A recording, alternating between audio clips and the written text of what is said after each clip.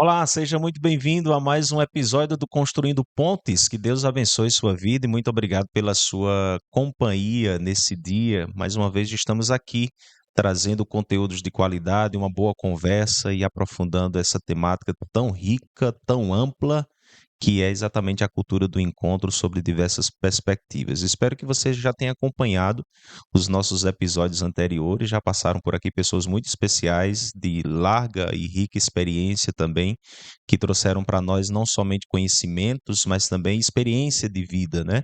Concretude de vida nesse desafio de construir cultura do encontro. Seja muito bem-vindo. Eu sou o Vavá Silva, da comunidade Remidos no Senhor. Estaremos juntos nessa uma hora do Construindo Pontos pelo nosso canal no YouTube.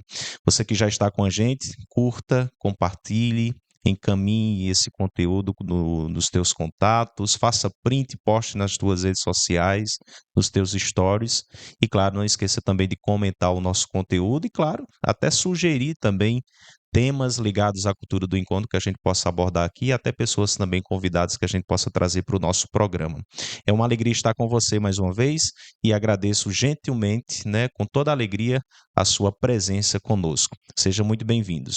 Hoje estamos no nosso quinto episódio do Construindo Pontes e hoje tenho a grande alegria de receber também o nosso querido Padre Péricles, aqui da Diocese de Campina Grande, um amigo nosso, um amigo aqui da comunidade Remidos no Senhor, que conversa com a gente a partir de agora e a quem eu peço bom dia, muito bom dia, Padre, seja bem-vindo e obrigado por atender o nosso convite.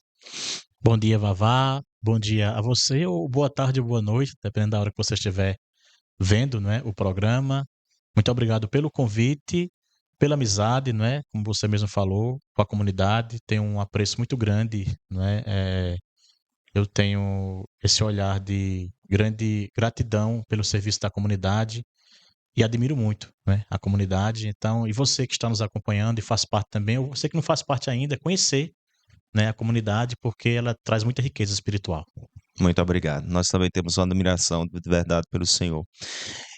O Construindo Pontos acontece aqui diretamente da Encontros, o nosso espaço aqui em Campina Grande. Nunca esqueça que na João da Mata, bem no centro de Campina, e é um espaço onde você vai encontrar lazer, entretenimento, um bom café, lojas com artigos religiosos e, claro, também a dimensão espiritual, grupos de oração, temos capela com Santíssimo Sacramento, temos serviço de acolhimento e escuta para você que precisa ou quiser indicar a outros também para conversar, receber uma oração. E, claro, temos programações também ligadas ao veio cultural, palestras, eventos ligados a uma boa cultura católica com a nossa programação durante o ano todo. Você pode nos seguir Encontro CG e por lá você fica por dentro de toda a nossa programação, tá bom? O Padre Péricles, ele já tem uma larga experiência aqui na Diocese de Campina Grande no campo do diálogo ecumênico e hoje o nosso programa trata exatamente da cultura do encontro sob essa perspectiva, que inclusive foi uma das abordagens do Papa Francisco, Padre Péricles, de que também o diálogo ecumênico, o diálogo interreligioso estivesse permeado também desse viés de uma cultura do encontro. Antes da gente entrar propriamente nesse tema, gostaria que o senhor falasse um pouquinho, se apresentasse para quem porventura não o conhece, né? De onde o senhor vem, quanto tempo tem de sacerdócio? Então, eu sou o Padre Péricles, tenho 11 anos de sacerdócio, fiz a filosofia aqui no Seminário Diocesano São João Maria Vianney, Campina Grande, aqui no Alto Branco. Fiz a teologia em Roma, entre os anos 2010 e 2013. Também me formei em Ciências Biológicas pela UEPB, me formei no ano 2008. Inclusive, no meu tempo era monografia ainda o nome. Monografia, né? Minha monografia foi sobre a bioética do aborto, não é? E a gente vem estudando sobre esse tema e tentando ajudar também as famílias nessas decisões sobre defender a vida, né? Buscar sempre defender a vida humana do seu início ao seu término natural. Uhum. E no início do ministério sacerdotal, nós começamos o trabalho com a pastoral universitária e também com a comissão de juventude, né? Nós celebrávamos, inclusive, lá na UEPB, a Santa Missa, atendia confissões. A gente vinha com esse trabalho. E quando Dom Lucênio chegou, ele me nomeou para a comissão do ecumenismo, né? Me chamou para essa comissão, já que eu gostava de ir à universidade, não é? Ir lá na universidade, aí tem os diálogos, né? Tem os encontros, né? Com várias culturas, pensamentos, religiões. Uhum. E como eu já tinha essa facilidade, já participava, né, de muitos atos ecumênicos, de formatura, Dom Lucênio, então, me chamou eu disse meu sim, aceitei e começamos a missão na comissão do ecumenismo. Então eu tenho 37 anos de idade, sou atualmente pároco da paróquia de Jesus Libertador nas Malvinas, aqui em Campina Grande. Estou concluindo por lá a missão, né? Uhum. O próximo pároco será o padre Daniel Linhares, meu amigo, meu irmão, a quem gosto muito, quem gosto demais, e também o padre Adaildo vai ser o vigário paroquial também, meu grande amigo. Então, estamos concluindo a missão na paróquia de Jesus Libertador e no mês de agosto estarei indo estudar, né, fazer mestrado em bioética lá em Roma. Nossa diocese pediu, mais uma vez dei meu sim, Uhum. e vou lá estudar para depois voltar e também ajudar a diocese, ajudar a igreja. Perfeito. Pela formação do senhor, o senhor tinha tudo para cair numa comissão tipo vida e família, vida e bioética, alguma coisa desse tipo. No entanto, foi parar no ecumenismo, né? Como é que foi para o senhor? A gente conversava agora há pouco, o senhor já tem 7 anos de atuação, né? Como é que tem sido esse tempo todo de diálogo, de estabelecimento de diálogo com pessoas de outras confissões cristãs, para o senhor especialmente? Em geral, são momentos tranquilos, né? Até hoje, só teve um momento, vou dizer aqui uma coisa, né? Abrir aqui um parênteses, não é? Teve um dia, uma vez somente, em um ato ecumênico, que o líder da outra religião, ele iniciou a fala dele e dava a impressão de que ele ia falar sobre Maria. Hum, Acho que ele pensou que eu estava na reunião dele, né? Eu acho que ele criticava Maria na reunião dele. Então ele começou, ele falou, e Maria? Aí eu mexi a cabeça assim, olhei para ele, aí ele percebeu, mudou de assunto. Porque se ele tivesse falado, eu ia pedir direito de resposta, né? aham, Só teve esse momento. Então, só. nesses 7 anos, foram momentos de tranquilidade, né? De boa conversa, bom diálogo, bons encontros, em que pudemos construir aquilo que nos une, não aquilo que nos separa. Então, foram muitos atos ecumênicos de formatura, ou Sim. atos ecumênicos para bênção, né? De um local, um novo local de trabalho, um escritório, ou de ação de graças pelo ano, né? Em Uhum. alguma empresa. Também lá no Exército, aqui no Exército, né, aqui no batalhão, no 31, 31º Batalhão de Infantaria Motorizado de Campina Grande, o Exército em Campina Grande, também os momentos lá no Exército. Então, em geral, foram momentos tranquilos, de muita paz, compreensão, diálogo, oração em comum, sem haver problemas maiores Tem nessa dimensão. atritos, afrontas, Isso, coisa sem, desse tipo. sem a não ser essa situação que Sim, sim. quase, né, houve essa afronta, mas não teve, nas demais situações, não. Ô, padre, além desses momentos, por exemplo, atos ecumênicos, nessas diversas ocasiões que o senhor falou, há momentos também entre o senhor e outros líderes de outras igrejas por exemplo, se sentarem para conversar, tomar um café, dialogar sobre assuntos diversos que não sejam propriamente de caráter religiosos, ou seriam mais esses momentos mesmo específicos de formatura e etc. 90% do tempo são os momentos de missão mesmo, Missão. né? De missão, dos encontros na missão. Construí, nesse tempo, uma amizade com o pastor Ivandro, Uhum. Mariano Quaresma. Até brinco Mariano com Quaresma. ele, que é o nome mais católico de um pastor que existe, né? Pastor Ivandro Mariano Quaresma. Ele ri quando eu brinco com ele. Ele já está há mais de 25 anos, né, ajudando aqui ao Exército. E eu conheci lá, conheci em 2020 e fizemos essa amizade, Uhum. né? De conversar também sobre outras coisas da vida. Ele mostra, ele também trabalha com carpintaria, ele mostra, né, algumas coisas. Eu também, às vezes, mando alguma foto, alguma coisa que a gente está fazendo. Então a gente construiu essa amizade à parte da missão, né, com Sim, ele. E nas demais situações são encontros realmente dentro da missão. sim. O padre Ivandro é da igreja, o pastor Ivandro, desculpa, é da igreja Primeira Batista, Igreja Batista da primeira igreja Palmeira. Batista da Palmeira. Ah, dentro desse processo de, por exemplo, de conversa, de encontro com ele, o senhor disse que ele sempre demonstrou uma grande abertura para o diálogo, para a conversa, certamente também da parte do senhor, da parte do catolicismo e tudo mais. Dentro desse processo que a gente chamaria de diálogo ecumênico, na cabeça de alguns isso não é tão claro. O que que a Igreja Católica está se referindo quando usa essa expressão? Acho que poderia nos esclarecer. Excelente pergunta. E vamos começar diferenciando uma outra coisa, né? Existe o ecumenismo e o diálogo interreligioso. O ecumenismo é o nosso diálogo, nosso encontro com religiões cristãs, né? Uhum, Com igrejas cristãs. O diálogo interreligioso é com pessoas que não são cristãs, né? Então, se houver um encontro que exista ali, né, um católico e um espírita já é diálogo interreligioso. Por mais que muitos espíritas digam que sigam Jesus, né, que escutam Jesus, que leiam o Evangelho, que gostam de Jesus, conheço, a maioria dos espíritas que eu conheço, eles têm esse dinamismo, né, de buscar ouvir o que Jesus diz. Porém, para o espírita, eles não têm Cristo como o Salvador. Uhum. Então, por isso que com o espiritismo não é ecumenismo, mas sim diálogo interreligioso também. Então, essa diferença, não é, entre ecumenismo e diálogo interreligioso. Então, no ecumenismo, o que acontece? Já existia esse ecumenismo entre outras igrejas, antes da Igreja Católica entrar também para essa reflexão. Que a Igreja Católica, de fato, entrou nesta reflexão a partir do Concílio Vaticano II. Alguns documentos do Concílio Vaticano II. Então, a Igreja Católica entrou para esse diálogo com a Igreja, por exemplo, a Igreja Anglicana, a Igreja Luterana, a Igreja Ortodoxa, que eram igrejas que já conversavam entre elas. A Igreja Católica entrou, de fato, para esse diálogo a partir do Concílio Vaticano II. E o que é que esse diálogo promove? São três pilares principais, para ficar bem claro, para a gente entender, ficar fácil de entender, não é? Esse diálogo entre as igrejas cristãs, ele tem como fundamentos, não é? A oração em comum, então, reuniões para rezar em comum. Então, os irmãos de denominações religiosas diferentes, mas pessoas que creem em Cristo como Deus, como Salvador, reúnem-se para orar. O estudo bíblico em comum. Então, há também essas reuniões em que a Igreja Católica, a Igreja Ortodoxa, a Igreja Anglicana, a Igreja Luterana, por exemplo, se reúnem para estudar juntas a Sagrada Escritura e também a ação social. Então, os três pilares do ecumenismo, né? As igrejas se juntam para rezar, estudar a Sagrada Escritura, promover ação social. Então, no diálogo ecumênico, não existe a intenção de negar as verdades da fé. Não é essa a intenção.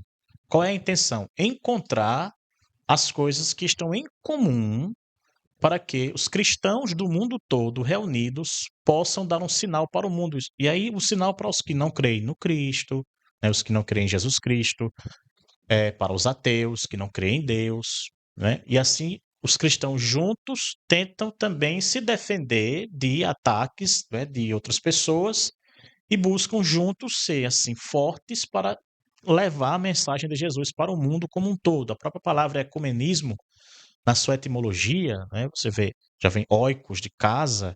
Então, é esta união comum das pessoas, do mundo. Então, que o Papa Francisco falou tantas vezes, a casa comum, a casa comum. Então, o ecumenismo parte desse significado, a casa comum. Nós somos uma casa, os cristãos. Então, nós precisamos dialogar. Por mais que haja algumas diferenças, nós não podemos ficar totalmente separados. Nós temos que estar em alguns momentos juntos, em alguns momentos nós temos que estar unidos, porque todos nós temos a fé em Jesus Cristo. E a união dos cristãos é um bom testemunho para o mundo. Perfeito. Então, nossa casa comum hala espaço, portanto, para todos, né? Não é só para os católicos, nem só para o evangélico, mas para todos que professam confissões religiosas diferentes. O senhor falou que esse movimento não começa dentro da Igreja Católica. Quem o iniciou? Quem deu início a esse pontapé Justamente, ele inicial? começa com essas igrejas, né, que eu citei agora há pouco, a igreja ortodoxa, a igreja anglicana, a igreja luterana, eles vão começando esse diálogo Uhum. entre eles. A igreja católica se mantém um pouco à parte no início, e a partir do Concílio Vaticano II, a igreja de fato entra e é formado um conselho mundial. Então, inclusive Uhum. aqui no Brasil, a CNBB promove junto com as igrejas, as outras igrejas cristãs, a semana de oração pela unidade dos cristãos, né, na época de Pentecostes. Então, há uma semana de falamos agora há pouco, os três pilares, né? Um dos pilares é A a oração. oração. Então, a CNBB promove no Brasil a semana de oração pela unidade dos cristãos. Então, a semana inteira, na ocasião de Pentecostes, em que rezamos pela unidade dos cristãos. A igreja entra depois nesse discurso, e aí entra com muita importância, obviamente, né? Entra com toda a sua importância, toda a sua história, e esse diálogo então aumenta, e as conquistas também desse diálogo, deste encontro, vão aumentando com a Igreja Católica também participando desses momentos. A Igreja Católica inicialmente ainda um pouco mais distante, e depois se aproximando, e no pontificado de Papa Francisco também se aproximou mais. Mas, por exemplo, no pontificado de Bento XVI, houve uma grande aproximação da igreja anglicana Uhum. com a igreja católica, né? No pontificado de Papa Bento XVI. Então, há esses sinais, esses momentos, sem esquecer também uma citação de Papa Leão XIII, quando ele fala que nós precisamos olhar para a tradição também da igreja oriental, né? A igreja católica ortodoxa, né? Uhum. Preservar também os seus costumes. É uma fala do Papa Leão XIII, olhando para a igreja católica ortodoxa, falando para preservar os costumes daquela igreja também. Uhum. Ô, Padre Pérez, o senhor falou aí a igreja assume oficialmente o diálogo ecumênico como parte, digamos assim, da sua identidade também no Concílio Vaticano II. Mas antes do concílio teve também um movimento ecumênico, né, que já era um movimento Sim. um pouco à parte do magistério oficial, que já dava passos dessa natureza. Depois do concílio, primeiro tem dentro do próprio concílio um documento específico sobre a questão das religiões, né, do diálogo com as religiões e tudo. E seguida ao concílio, é claro, a gente tem ali João 23, que começa o concílio, depois Paulo VI, que dá continuidade, mas sem dúvida nenhuma, um grande propulsor também do movimento ecumênico foi o Papa João Paulo II, não foi? Inclusive ampliando com uma encíclica, o Ut Unicinte, né, esse diálogo ecumênico. Qual a contribuição que ele deixou para a igreja, ou o legado que ele deixou para a igreja nesse campo? Papa São João Paulo João II, Paulo São João II, Paulo isso. II, ele primeiramente ele andou o mundo inteiro, né? Ele saiu muitas vezes da sede para andar o mundo inteiro, e nessas andadas dele, nessas peregrinações, havia os encontros também com outros líderes, né? Uhum. E quando há um encontro do Papa com um outro líder religioso, há um marco muito forte nessa dimensão desse diálogo, como o nome do programa em si, não é? Então, esses encontros. Marca, dá um sinal, porque além do Papa falar alguma coisa ou escrever alguma coisa, quando as pessoas veem a imagem do Papa com outro líder religioso, as pessoas percebem que de fato há uma importância nesse diálogo, nesses encontros. E você vê que mais tarde no programa, imaginei que nós vamos falar sobre. E se não íamos falar, fica aqui a sugestão de falarmos sobre e a salvação das pessoas que estão em outras religiões. É uma coisa que nós precisamos falar hoje aqui Uhum. sobre a salvação das pessoas que estão em outras religiões. Como é que é isso? Ou também a frase, né? Fora da Fora da igreja igreja, não há não há salvação. salvação. Então, se você É está outra aí, coisa ouvindo aí, também. está incomodado um pouco com o tema, porque o tema do ecumenismo é um tema que gera alguma polêmica, Uhum. nós precisamos ter sempre isso em consciência, né? É um tema que incomoda algumas pessoas. Nós precisamos fazer é acolher com amor o que a igreja ensina. A igreja afirma, e afirma através de um concílio, né, que é necessário fazer o diálogo com as outras religiões, para a gente ver o que tem em comum e construir algo em comum, até porque o mundo está aí contra os cristãos. Preciso que você, meu irmão, minha irmã, perceba também isso, né? Antes que você fique com algum pensamento contrário ao ecumenismo, pensar um pouco sobre isso, né, de que estamos vivendo uma fase no mundo, um momento no mundo, em que de fato nós cristãos precisamos estar unidos para vencer batalhas muito grandes que já existem e que vão surgir ainda. Nós precisamos nos unir realmente. Então não ter esse pensamento de eu não quero saber da outra religião, não quero saber do evangélico, né, do protestante. Cuidado, porque nós precisamos estar unidos para algumas batalhas. E mais uma vez ressaltando essa questão, né? Estou batendo muito na tecla nisso porque eu sei das preocupações das pessoas, né, de que o ecumenismo ele existe para vermos o que nós temos em comum sem negar as nossas verdades de fé. Então, não é porque a igreja ela pratica o diálogo com outras religiões que ela nega seus dogmas. Jamais. A igreja jamais negará os seus dogmas. Os dogmas são mantidos, tá bom? Isso ficando claro, a gente consegue continuar adiante. Então, quando você vê um Papa, e um Papa como São João Paulo II, grande peregrino do amor, Pois é. indo sempre aos encontros, buscando encontro também com outros líderes religiosos, você vê esse sinal e as pessoas observam, vê o testemunho dele e conseguem dialogar melhor também com as pessoas onde moram, no seu bairro, na sua cidade.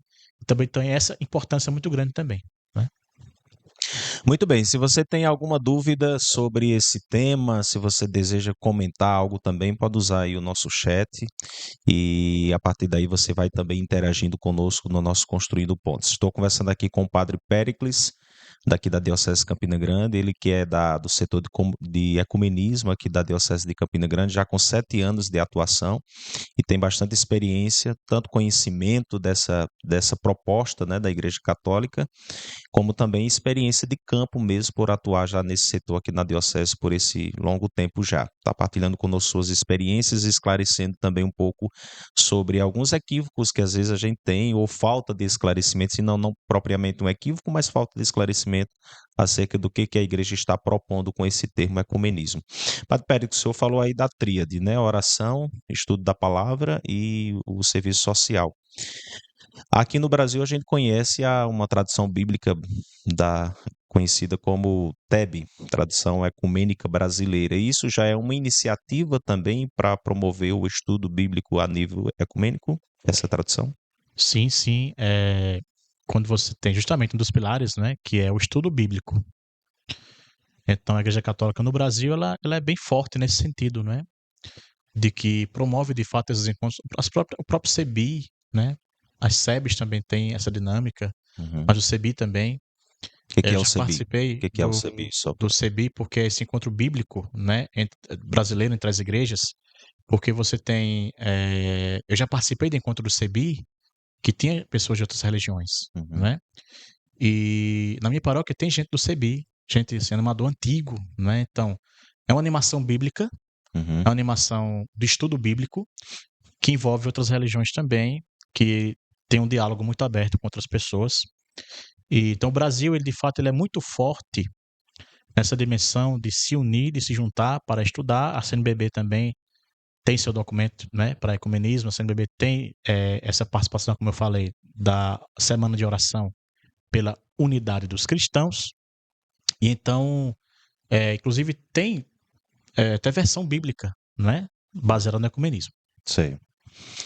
Ah, para quem, por exemplo, deseja ter digamos assim, um entendimento bíblico um pouco mais universal, no sentido de que não só a perspectiva católica seria uma tradição de referência também para quem Exatamente, quiser, não é? exatamente. Inclusive notas de rodapés, Bíblia, né? A Bíblia Isso de mesmo, estudo rica de notas de rodapés e tudo. isso. A oração dos cristãos, pela unidade dos cristãos, né, a nível mundial, Sim, né?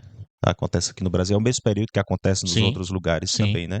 E a igreja propositadamente o colocou antes da solenidade de Pentecostes, certamente fazendo alusão a esse caráter ecumênico que o próprio Pentecostes também tem, não é isso? exatamente. Então, veja, nós celebramos Pentecostes faz pouco tempo, ou faz muito tempo, dependendo de quando você estiver vendo esse vídeo, né? Uhum. Mas quando estamos gravando aqui hoje, faz pouco tempo que celebramos o Pentecostes. A memória está bem viva em nós.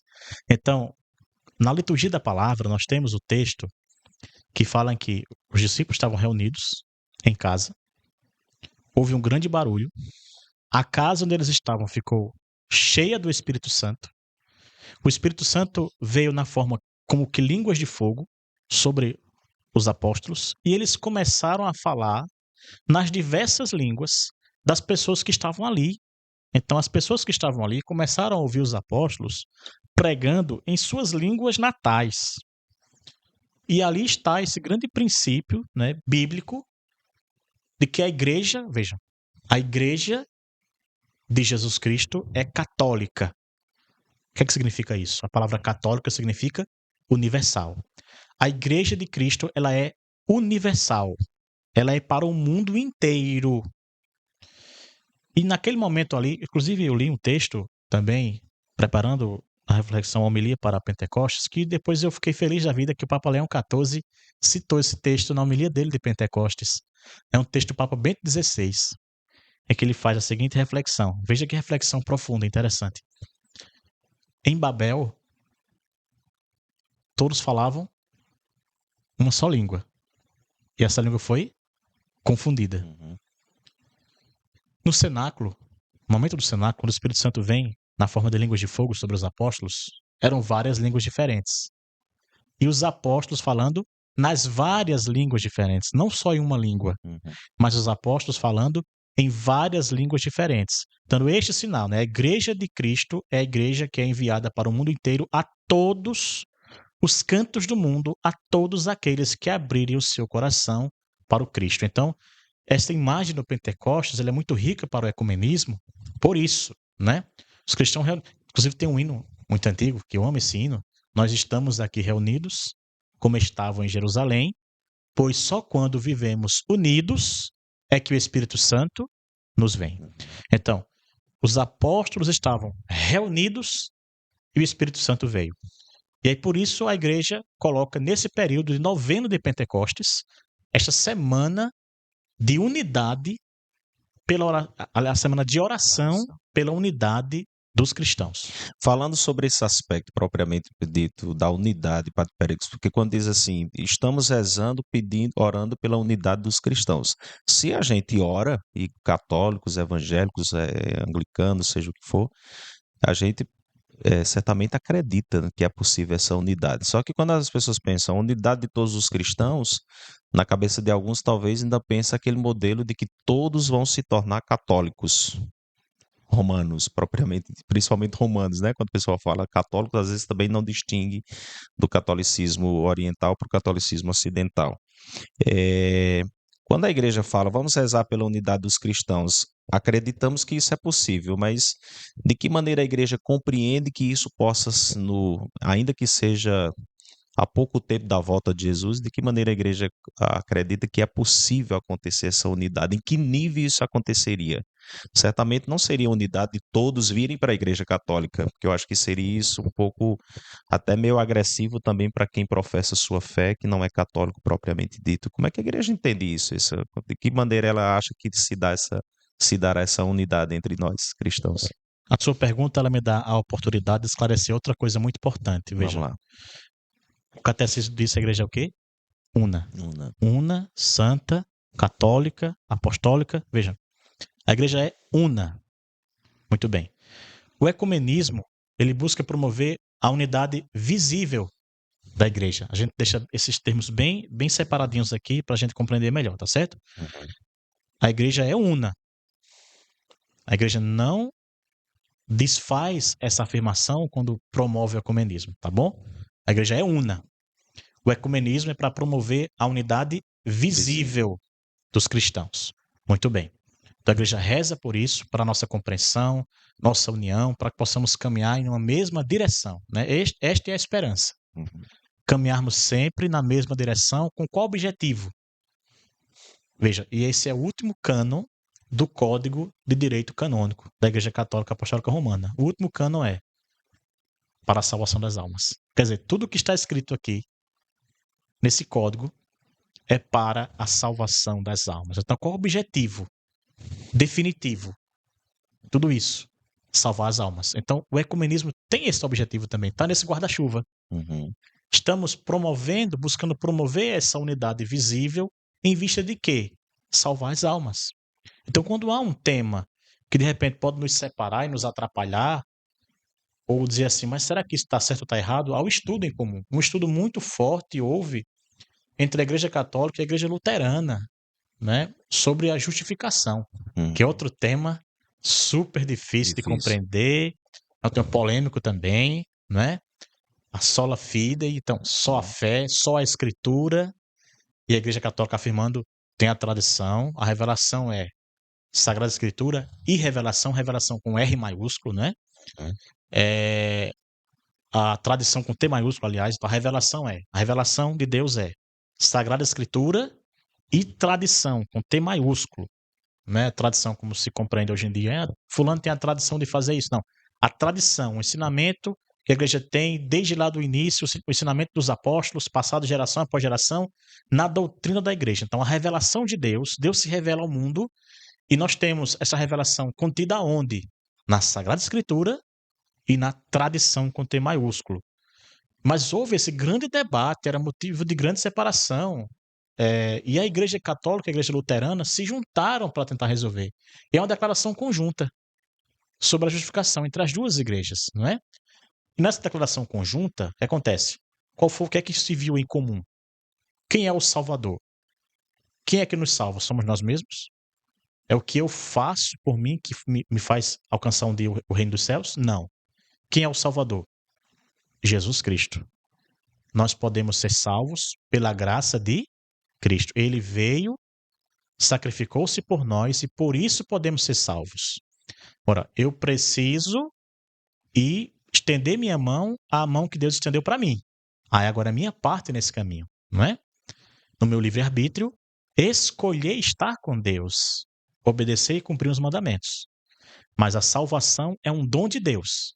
Então, houve esse consenso entre a Igreja Católica, Apostólica Romana e a Igreja Luterana, que fizeram uma declaração em conjunto sobre isso. Então, isso aí que aconteceu trouxe muita luz e aproximou as pessoas da salvação, porque havia uma confusão. Isso vai chegando nas pessoas comuns também, nas pessoas mais simples, vai chegando nos bairros, né, nas cidades, essas reflexões que de repente está lá em cima numa comissão e vai chegando para as pessoas nas suas vidas, no seu dia a dia, e a pessoa pode ficar confusa.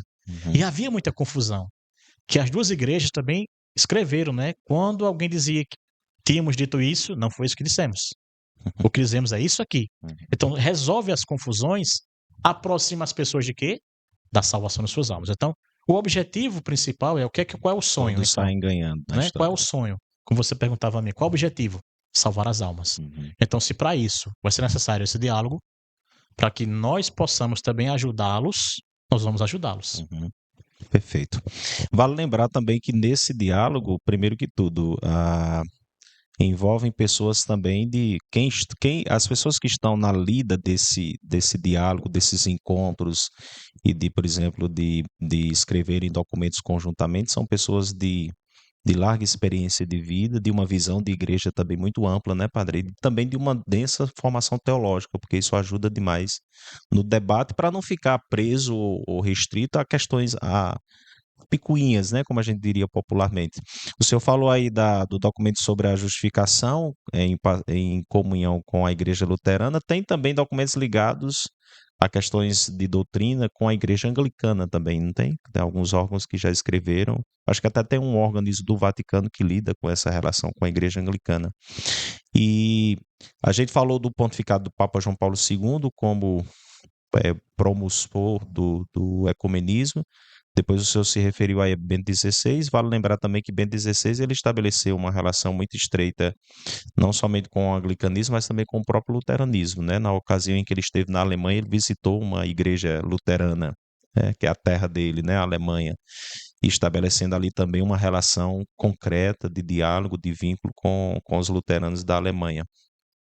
E quando a gente chega no pontificado do Papa Francisco, do ponto de vista de textos do magistério, a gente talvez encontra um certo silêncio, pelo menos a termo de textos, né? Por exemplo, Papa Francisco não escreveu encíclica, não escreveu exortação apostólica, não escreveu nenhum tipo de carta, não que eu conheça, pelo menos, sobre o ecumenismo.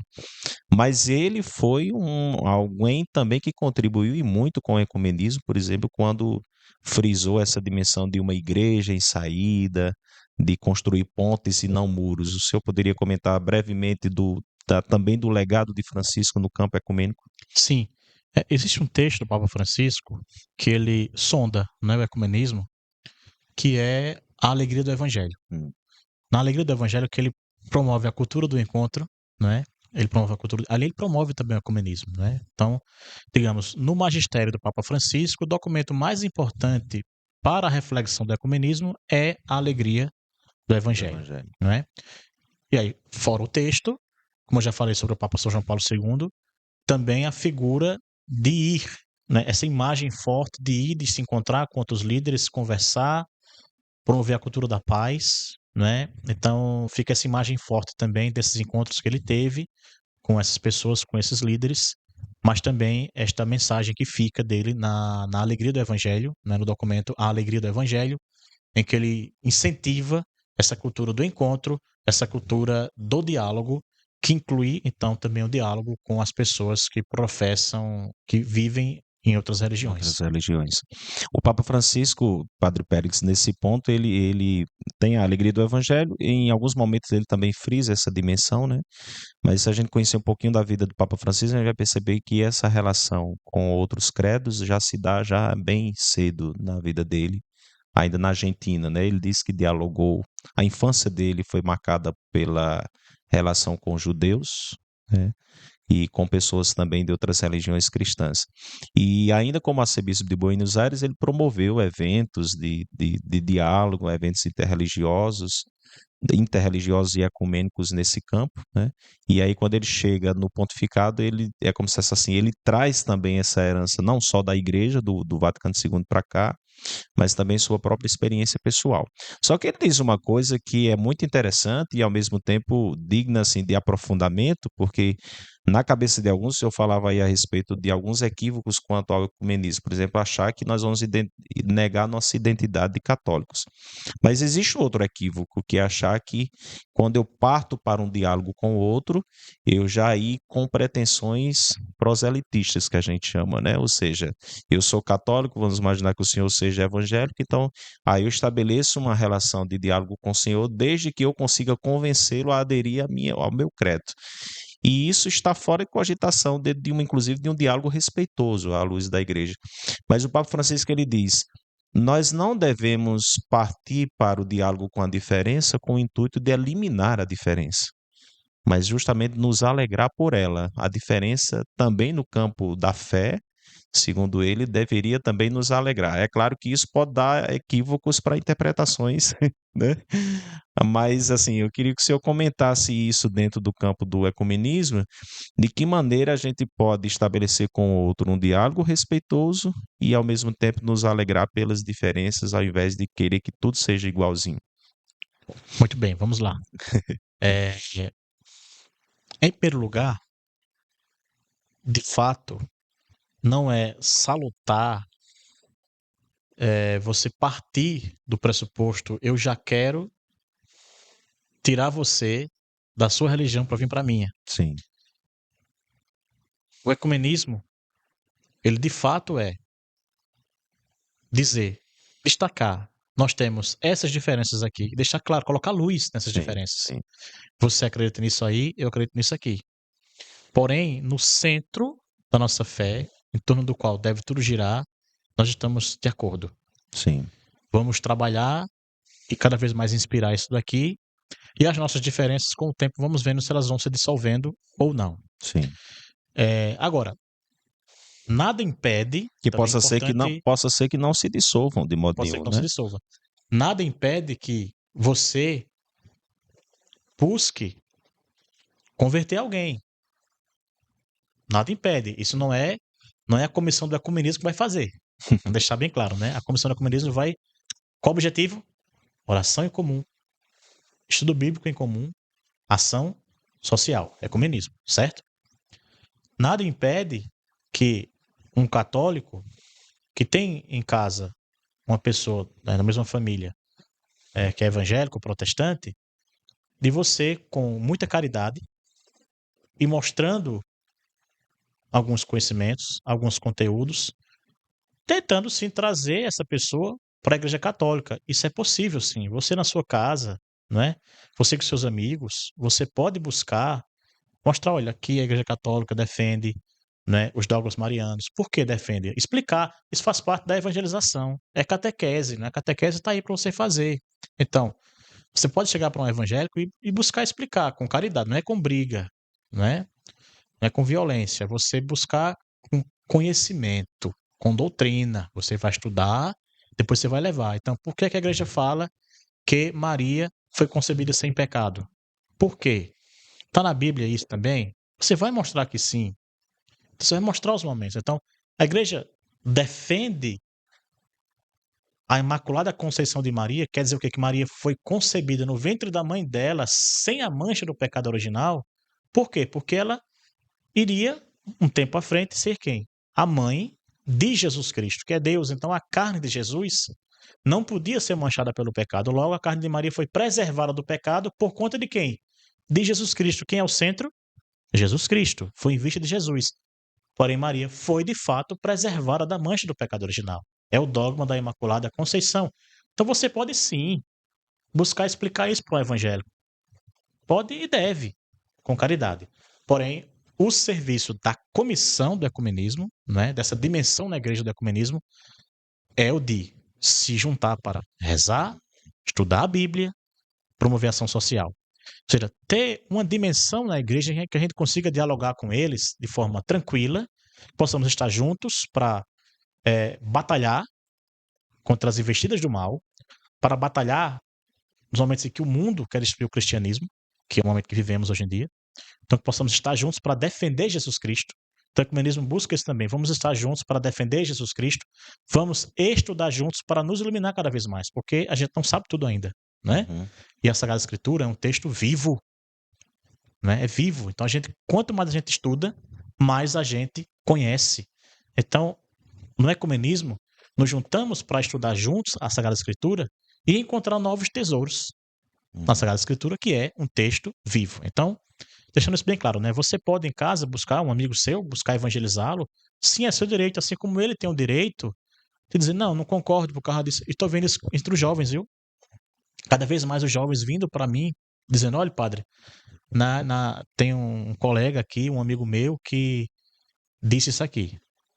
Como é que eu consigo defender a doutrina perante isso aqui? Aí eu vou explicar para o jovem, né? Então, pessoas cristãs ou não cristãs que trazem questões para os amigos e os jovens buscando cada vez mais conhecer para defender também sua fé. Então é necessário, é bíblico, né? Você tem que dar razão de sua fé.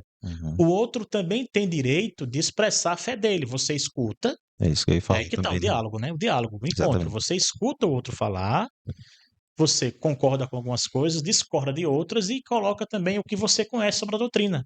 E aí é a hora do outro escutar. E aí cada um escutou, cada um falou, cada um vai para o seu canto, refletir, pensar e tomar suas decisões. Mas na comissão do ecumenismo é a oração, o estudo bíblico, a ação social, como um povo que se une tendo fé em Jesus Cristo. De toda maneira, o respeito mútuo é fundamental em qualquer uma das instâncias. Exatamente. Não é? E no momento ecumênico, no ato ecumênico de formatura, por exemplo, eu não vou chegar no ato ecumênico falando sobre as diferenças, entendeu? Então aí que está. No ato ecumênico, como eu falei, né, que teve um líder religioso uma vez que quase ia falar sobre Maria. Quem não viu lá no início, eu falei. Quando ele falou no Maria, eu levantei assim a cabeça, ele percebeu, ele parou, mudou de assunto. Só foi essa vez, né? Então, assim, o ato ecumênico, por exemplo, uma celebração ecumênica não é para a gente colocar as diferenças ali.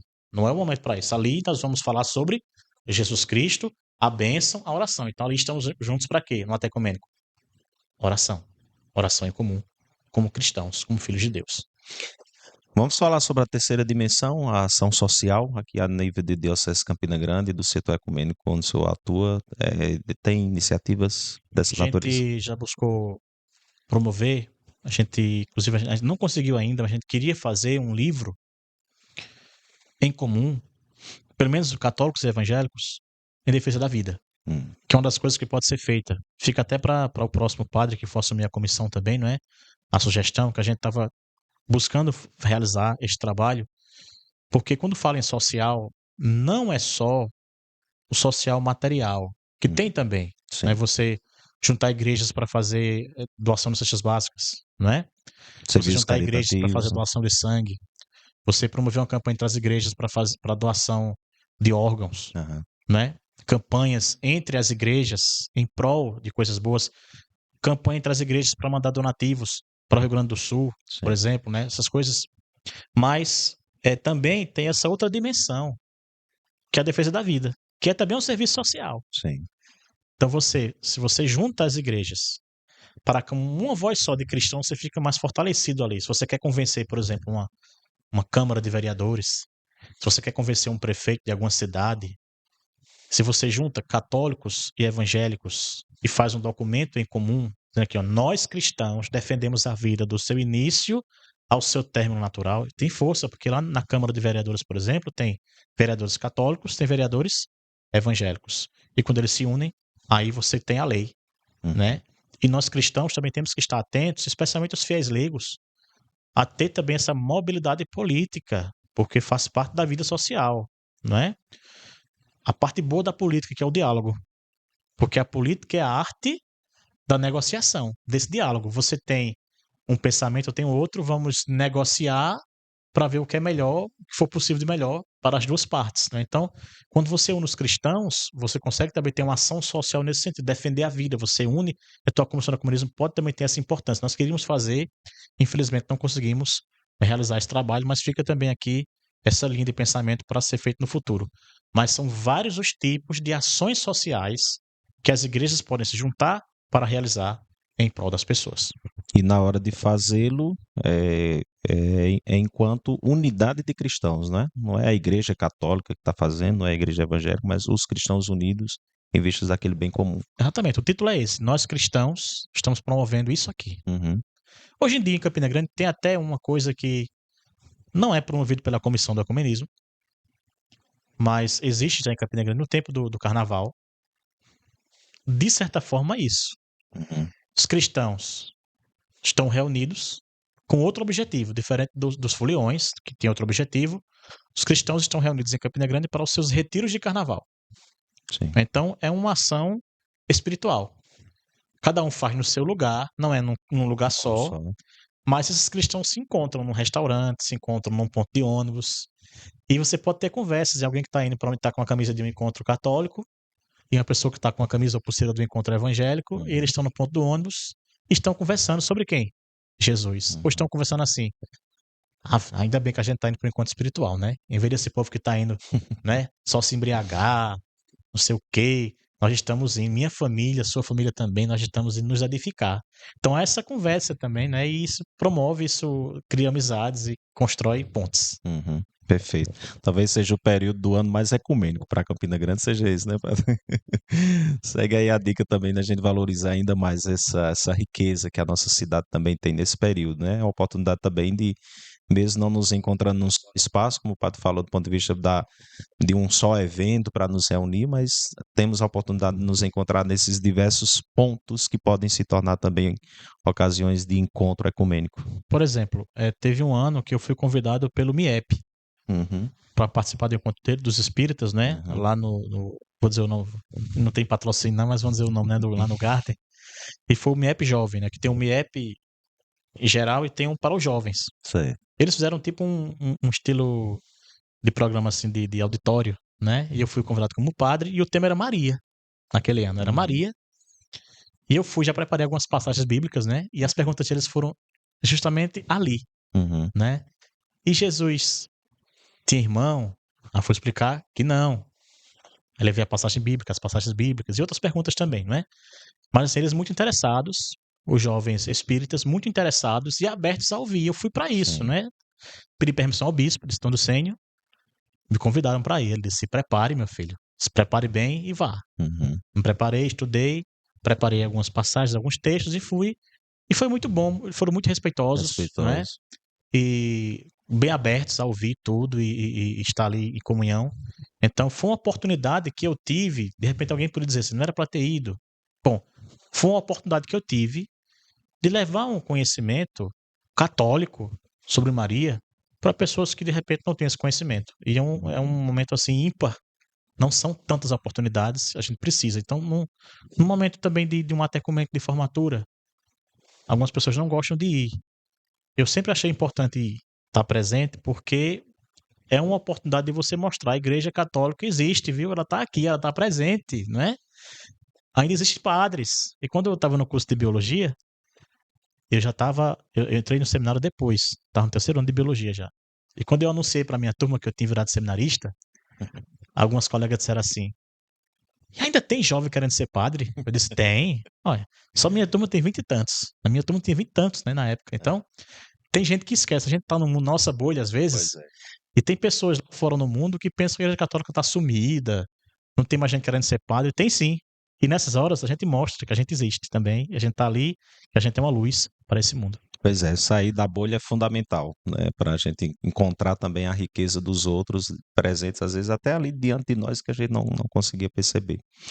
Ô, Padre Pérez, vamos entrar na questão que o senhor tocou no início, que eu acho que seja uma questão bem cadente para a gente falar rapidinho, que é exatamente sobre a questão de que fora da igreja a salvação, que é uma questão bem, digamos assim, bem sensível, espinhosa, do ponto de vista do quando se fala de diálogo ecumênico, estabelecer relações com outros irmãos de outra fé cristã, e também considerar o fato de que, por exemplo, uma pessoa que não seja da Igreja Católica Apostólica Romana tem acesso à salvação? Afinal de contas, é preciso ser católico, batizado institucionalmente para poder ser salvo? Ou existe salvação também por outras vias? Você falou rapidamente, eu vou precisar de pelo menos 5 minutos, viu? Fica à Tem, vontade, tem 5 tem minutos sim, aí? tem sim. Então vamos lá. A frase fora da igreja não há salvação é absoluta. Mas vamos entender o significado da frase? O então cardeal Joseph Ratzinger, que depois foi eleito Papa Bento XVI, ele escreveu um texto assinado por João Paulo II, acolhido, né, assinado por João Paulo II, Papa São João Paulo II, que é muito importante nessa reflexão. É o documento chamado Dominus Iesus, Senhor Jesus, né? Dominus Iesus. Você pode anotar aí também Dominus Iesus, em que você pode pesquisar esse texto. Eu trouxe até aqui o livro Denzinger, que tem o texto, porque ele traz uma luz muito importante sobre esse tema. Preste bastante atenção para você não ter uma interpretação equivocada, né, no que eu vou dizer aqui agora. Então, é preciso muita concentração para tentar compreender. Então, o cardeal fala assim no texto, né? A Igreja de Jesus Cristo subsiste na Igreja Católica. Então, assim, as demais denominações participam na Igreja Católica de maneira mais próxima ou mais distante. Veja bem, é que ele explica no texto. Uma pessoa de outra religião pode vir a ser salva? Pode vir a ser salva. Por quê? Ela, de alguma forma, em algum grau, participa na Igreja Católica. Eu vou explicar. E ele vai dando essa gradação, né? Então, por exemplo, os irmãos da Igreja Católica Ortodoxa não são a Igreja Católica Apostólica Romana, mas são os mais próximos de nós. Então, eles têm uma grande participação na igreja. O grau deles de união conosco é o maior grau que existe entre os que não são católicos apostólicos romanos. Aí você tem também a igreja anglicana, aí você tem os protestantes, e aí esse grau vai aos poucos se distanciando, até chegar ao ponto de chegar às pessoas que não acreditam no Cristo. Vai ficando cada vez mais distante essa participação na Igreja Católica Apostólica Romana. Então, o texto Dominus Iesus fala sobre isso. O grau de participação pode ser maior ou menor daquela religião na Igreja Católica Apostólica Romana, de modo que uma pessoa que está em uma outra religião, ela pode vir a ser salva, pelo fato de que ela ainda está em algum grau em união com a Igreja de Jesus Cristo, com a Igreja Católica Apostólica Romana. Eu costumo dar um exemplo que é o seguinte: se você vai daqui para João Pessoa, qual o caminho mais rápido, fácil e seguro para ir para João Pessoa? Pega aqui a BR-230, para quem é daqui da Paraíba, né? Quem não for da Paraíba, me desculpe. Aí você pega a BR-230, é duplicada, bem sinalizada, é a forma mais rápida para você ir de carro, mais rápida, segura, de você chegar ao seu destino. Qual o seu objetivo? Chegar em João Pessoa. Qual o meio? A estrada, certo? A estrada mais rápida, direta, segura, ou seja, que dá mais chance de você alcançar o seu objetivo, que é João Pessoa, é a BR-230. Porém, se você quiser, você pode fazer o quê? Você pode ir aqui por Lagoa Seca, Lagoa de Roça, Esperança, Remígio, e lá em Guarabira, e ir para João Pessoa. Você pode? Pode. Você pode pegar aqui, ó, Queimadas, né? E lá em Caruaru, Recife, e ir para João Pessoa. Pode? Pode. Porém, esse caminho ele é o quê? Ele é mais distante, mais perigoso, menos direto. Então, há uma chance maior de você se perder ao longo desse caminho. Há um risco maior de você não atingir a meta. Então, qual o caminho mais direto, o caminho direto, mais seguro de você chegar à salvação? Que é o objetivo final? Qual o caminho mais direto, seguro, né, e fácil de você alcançar a salvação? Está em plena comunhão com a Igreja Católica Apostólica Romana. Agora, você sendo um evangélico, para nós, para o documento, está fazendo o quê? Você está pegando uma estrada um pouco mais distante. Mas você pode ser salvo? Sim, porque em algum grau você participa na Igreja Católica Apostólica Romana. Você tem um batismo, né? Você acredita em Jesus Cristo. Você, em algum grau, participa na Igreja Católica. Você participa no corpo de Cristo. Nós temos essa imagem muito forte de São Paulo, que a igreja é o corpo de Cristo. Então você, em algum grau, não pleno, mas em algum grau você participa no corpo de Cristo e por isso você tem sim a chance de alcançar a salvação. Porém, você está indo por um caminho mais longo, mais difícil. E aí um pouco mais fácil de se perder. Mas você pode alcançar sim a salvação por esse caminho, porque em algum grau você participa na Igreja Católica. Porém, qual o caminho mais direto, rápido, seguro, pleno para alcançar a salvação? Está em comunhão plena com a Igreja Católica Apostólica Romana. É isso que diz o documento Dominus Iesus, do cardeal Joseph Ratzinger, que São João Paulo II acolhe. Então, a Igreja Católica Apostólica Romana é a única que tem essa plenitude dos meios da salvação. A plenitude dos meios da salvação. Outras igrejas têm elementos, também o documento fala sobre isso, o documento Dominus Iesus. As outras igrejas têm elementos de salvação. Tem elementos de salvação. Por isso, uma pessoa pode alcançar esta graça. Porém, a Igreja Católica Apostólica Romana é aquela que tem todos os elementos para a salvação. Ela é plena dos elementos para alcançar a salvação. Espero que vocês tenham compreendido. Qualquer dúvida, pesquisar o documento Dominus Iesus. Tá bom? Perfeito. Muito obrigado pela explicação, pela didática também, pela metáfora utilizada. Padre Pélix, bom seria se a gente continuasse conversando e conversando e conversando, mas o tempo não nos permite mais, apenas para lhe agradecer pela presença, pelas palavras, né, tanto partilhando experiência como também conhecimento, e desejar que Deus o abençoe muito, torne fecunda essa nova caminhada, esse tempo do Senhor em Roma. Muito obrigado por tudo. Por nada, e agradeço o convite, a amizade, né, e a missão de vocês também, e que Deus continue iluminando vocês nesse trabalho agora também aqui, né, o 5º episódio hoje, não é? Quinto Quinto episódio. Isso. Que Deus continue iluminando e inspirando o trabalho de vocês, que ele cresça, se desenvolva em sabedoria, idade e graça, né?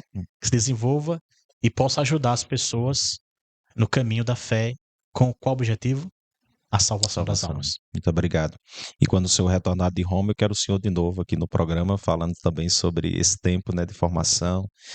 Enfim, agradecer a você também que esteve conosco em mais esse episódio do Construindo Pontes. Obrigado também a Johan, Isabela e Thaís aqui na parte técnica, nos assessorando.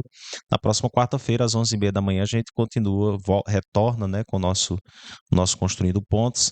Conteúdo disponível sempre aí no YouTube e também estamos trabalhando para disponibilizá-lo no Spotify e assim que estiver pronto a gente também já divulga para que você tenha acesso ao nosso conteúdo também em áudio ou em vídeo conforme a sua opção, tá bom? Muito obrigado, é uma alegria poder sempre contar com você e quarta-feira às 11h30 da manhã a gente volta a se encontrar aqui pelo nosso canal, diretamente aqui da Encontros em Campina Grande. Que Deus o abençoe, construir pontes e não muros, essa é sempre a proposta da Igreja, do Papa Francisco, e deve ser também a nossa proposta nas nossas macros ou micro relações, inclusive no campo do ecumenismo. Que Deus o abençoe e até quarta, se Deus quiser.